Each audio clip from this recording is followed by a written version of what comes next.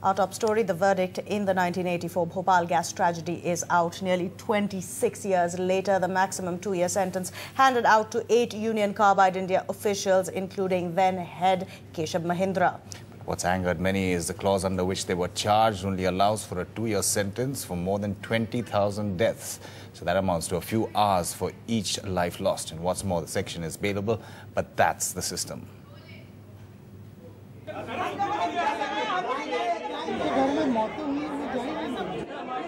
The morning of the judgment on the criminal case in the Bhopal Gas tragedy.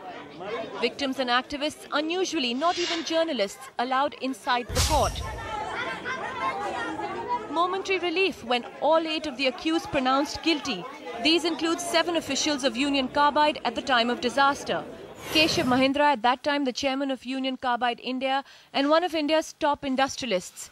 Vijay Gokhale, managing director Union Carbide. Kishore Kamdar, vice president.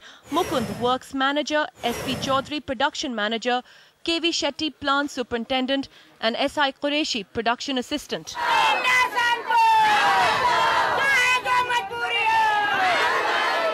Minutes after the judgment, the dominant note in Bhopal, anger. Too little, too late.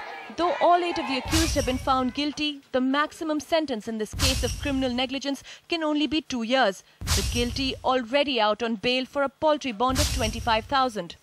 They can get away so easy because the disaster like Bhopal, if it could be converted into something like a traffic accident, then the others, what about people killing 10 people here, about people dying, no one would pay attention to that. Take a look at the reason for the anger.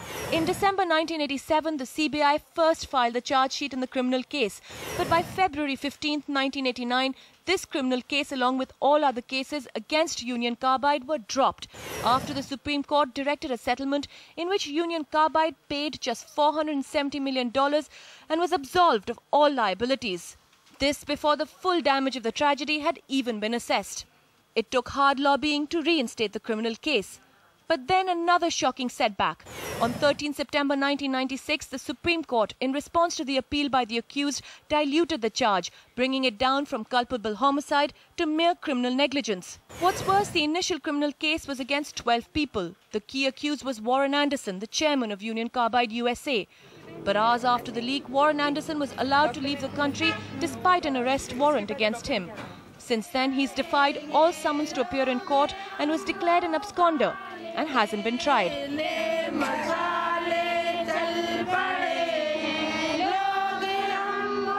Clearly, neither the charge in this case nor the judgment actually amounts to justice.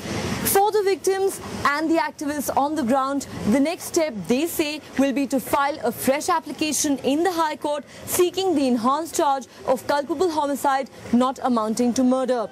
They are determined not to let those responsible for such large-scale suffering get off with just a punishment meant for a traffic offender.